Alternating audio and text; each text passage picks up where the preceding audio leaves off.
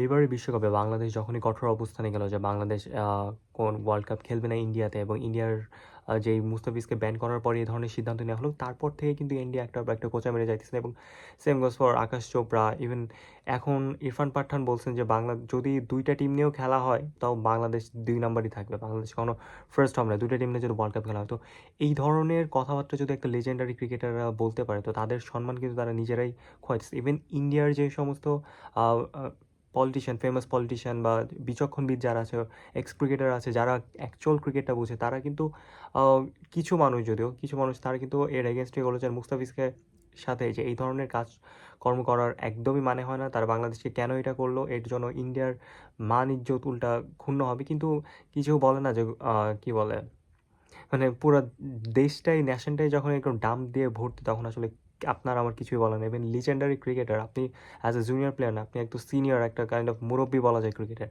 আপনার কাছ থেকে যদি আমরা এই ধরনের বক্তব্য শুনি, তাহলে বাকি ছোটোখাটো প্লেয়ার বা ইয়ং প্লেয়াররা এটা কী বলবে? ইভেন তাদের হোল টিম ম্যানেজমেন্ট থেকে শুরু করে যদি বিসিসিআই বলি, বিসিসিআইয়ের সিদ্ধান্তে কিন্তু মুস্তাফিজকে নেওয়া হয়নি এবং বাংলাদেশের সাথে এই ধরনের একটা অপমানজনক কাজ করা হয়েছে। কিন্তু তারপরেও তাদের মধ্যে ন্যূনতম কোনো পরে গার্ডস নাই, তারা ন্যূনতম পরে আবার মুস্তাফিজকে ফেরত নিতেও চাইছিল। তো এটা ধরনের ছোটোখাটো বা বাচ্চাদের মতো এই ধরনের কাজ কারবার করলে তো হবে। দিস ইজ ইন্টারন্যাশনাল ম্যাচ, আপনাকে ওই ধরনের প্রফেশনালিজম দেখাতে হবে। এবং ইভেন আপনি যখন অ্যাজ এ সিনিয়র ক্রিকেটার আপনি রিটায়ার্ড করে ফেলছেন, তো আপনার মুখ থেকে এই ধরনের কথাবার্তা কীভাবে আসে? ইভেন আপনার এই ধরনের কথাবার্তা দিয়ে কিন্তু আপনি নিজের জাতকে, নিজের দেশকে কিন্তু ছোটো করতেছেন, এবং কন্টিনিউয়াসলি ইন্ডিয়া ছোটো হয়ে যাইতেছে। এবং আপনি, ইন্ডিয়া যে কেমন একটা জাত বা কেমন মানুষ ওদের, আপনি যদি ওয়েস্টার্ন ওয়ার্ল্ডে যান বা ইউরোপ বা আমেরিকাতে যান, ইন্ডিয়ান শুনলে আপনার গালি দেবে।